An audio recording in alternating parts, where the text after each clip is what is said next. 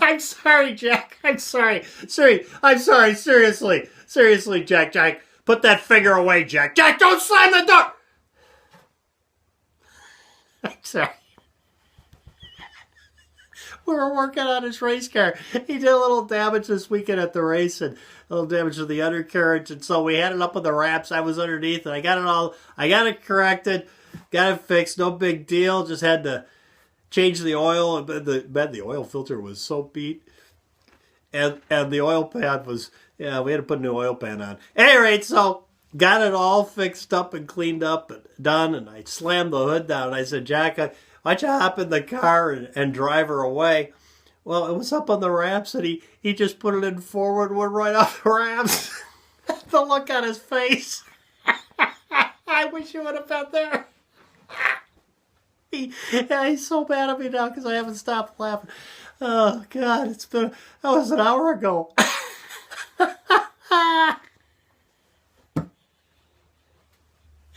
Oh, my God. Well, that's not why we're here today. I sorry. We're here to talk about a holster I got today. It's called a Hidden Hybrid holster, and this is one of these inside the waistband ones. And I know it's not the kind of thing I normally wear. That's why I wanted it. I want to try it because everybody's wearing these things. I thought I'd try it. If you follow my channel, you know I really don't get into inside the waistband holsters. I like wearing a shoulder holster or a cross-draw holster along with a holster at 3 o'clock direct vertical drop. That's my thing. That's it. I like using the inside waistband holsters you can just pop in and take out around the place when I'm, like I'm sitting there watching TV or something and I got to run over to the other building and grab something or something like that. I use that kind of thing, but other than that, very limited exposure or use for an inside the waistband holster. But these are so popular, I thought I'd try it and see why everybody's wearing them. So I'm going to do that. I'm going to report back to you whether I like it or not and what I think. But what I will do now is I'll give you a review on how it's made. And if you've been watching any of my holster reviews, every now and then there's one that, I'm not kind to. And I figure if you're going to make a product and sell it to somebody, and especially sell it to me with a YouTube channel, I'm just going to tell people what it's like. And I had that the one time they contacted me and wanted me to review a holster. I said, well, fine, send it. I'll review it. And I don't know why, because Mr. Holster is kind of psychotic or neurotic or whatever. I felt guilty for reviewing it because it was a piece of garbage. And after I got done reviewing it, the stitching on it was so poor. It was like half stitched. And after I got done reviewing it, I threw it in the garbage can next to the desk. And I went, I don't even know if I should air this or not. But I did because I told him I'd do it. So here we go. Let's take a look at this holster. I'll tell you what I think about how it's made and what it's made out of. And then I'll use it for a while and come back and tell you what I think about this style of holster. Because it's not something I normally wear, but I can review the holster and tell you how it's made just by looking at it. And first off, the Kydex. It's a Kydex holster with a leather backing. And I'm sure you've seen these before. They're quite popular. That's better, huh? I'm sure you've seen these before. They're quite popular. This one, however, is kind of like a one on steroids, I think. I haven't looked at a lot of them, but I do know Kydex because I have played around with making my own Kydex holsters, and we've talked about that. And normally, the basic Kydex is like 0.08. This Kydex here is 0.93, so it's the heavier duty Kydex. And let me tell you, there's a big cost difference when you jump up to the 0.93, and it's a lot more difficult to work with than the thinner.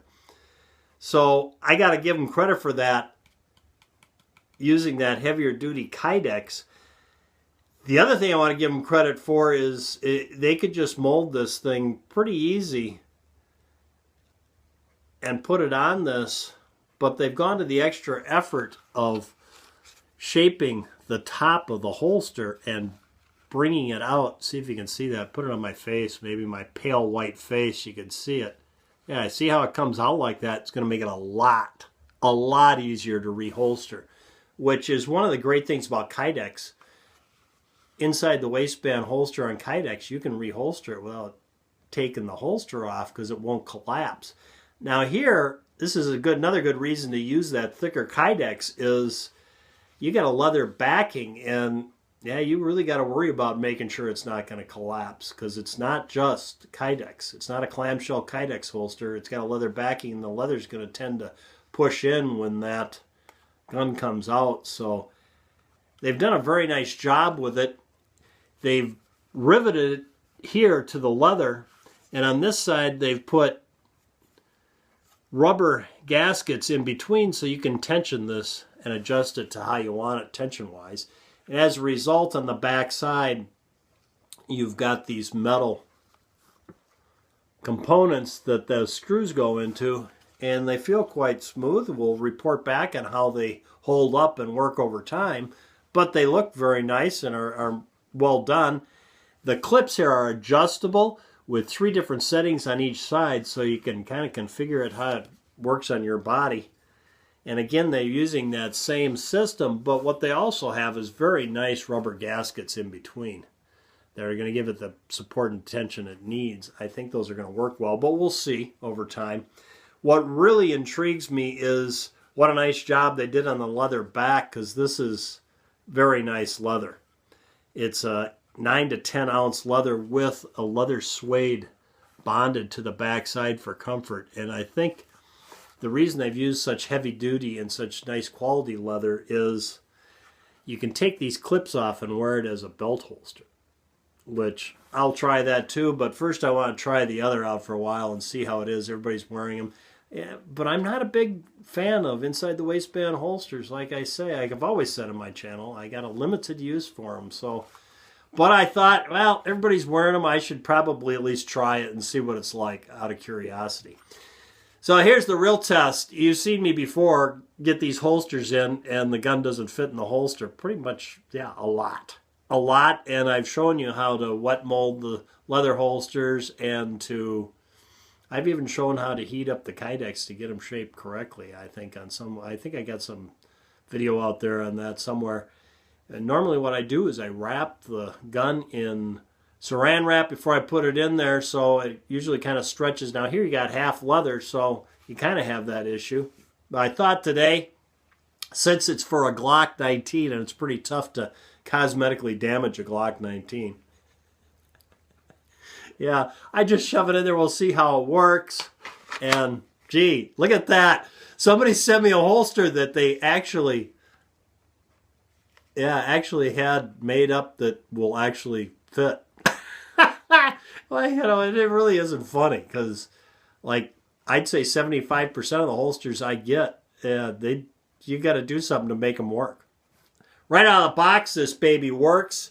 Haven't adjusted the tension or anything. It's right out of the box. They got it set up working correctly. So right there, that makes me feel like this is a good deal. Because yeah, very impressed with that. I'm also impressed with, look where that the sweat line is on the back.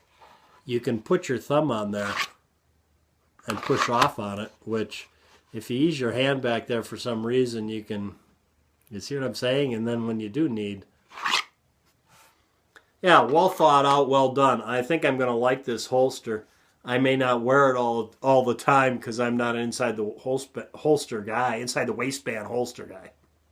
Always wear it 3 o'clock and cross draw, or 3 o'clock and a shoulder holster for the second firearm. So always have and always will. Hard to teach an old dog new tricks, but I'll try this and see what it's like. But I'm very impressed with how it's made.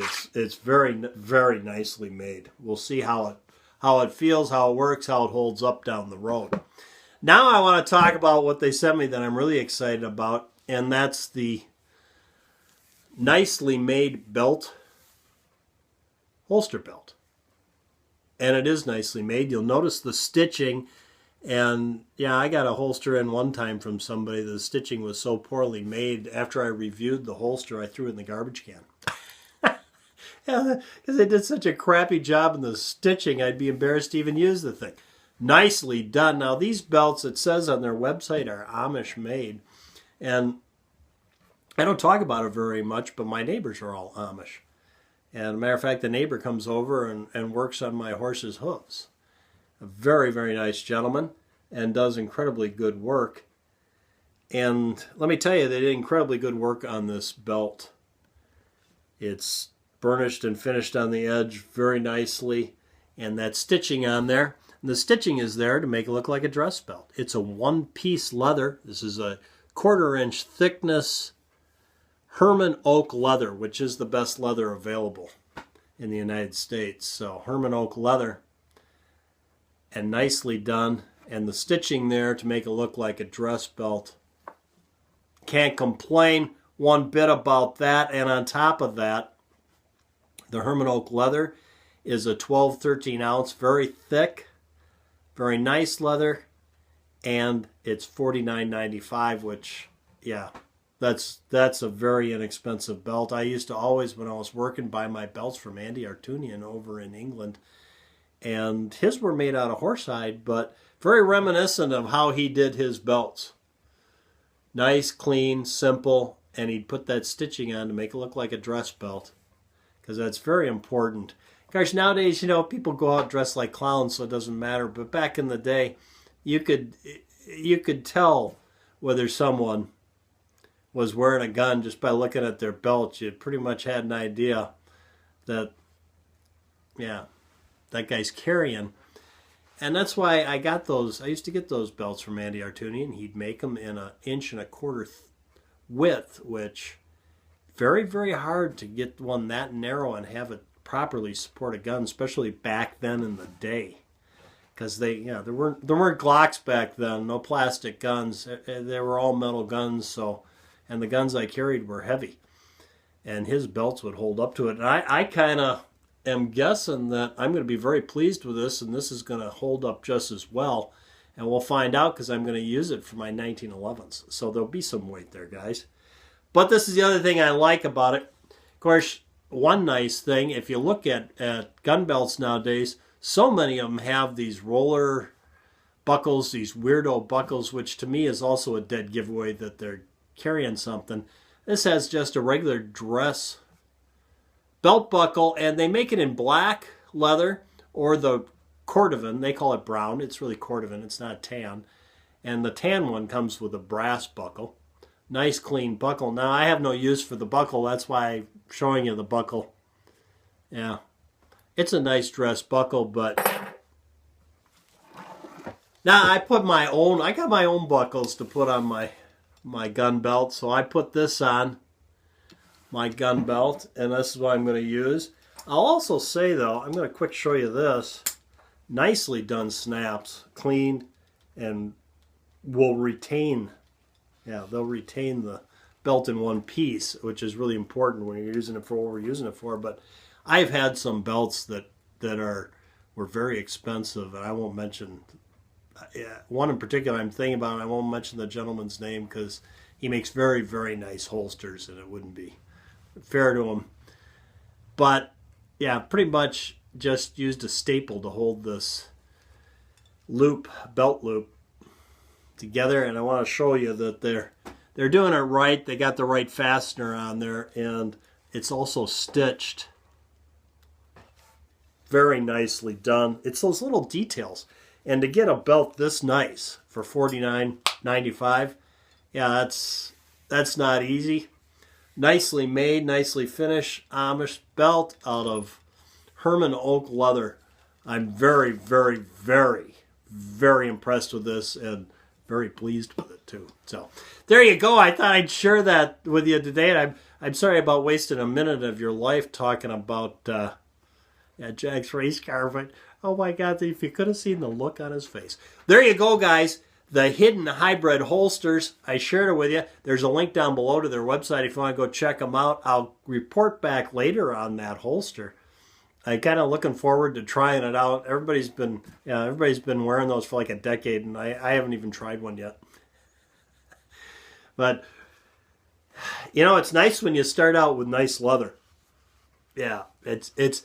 I'll put it this way: it's hard to make a quality product when you start out with crap and try to build it into something. If you start out with something nice and you do a good job building it, yeah, you usually end up with something nice. So there you go, guys. Thanks for tuning in. Until next time, for Mr. Holster, and Jack will probably never talk to me again.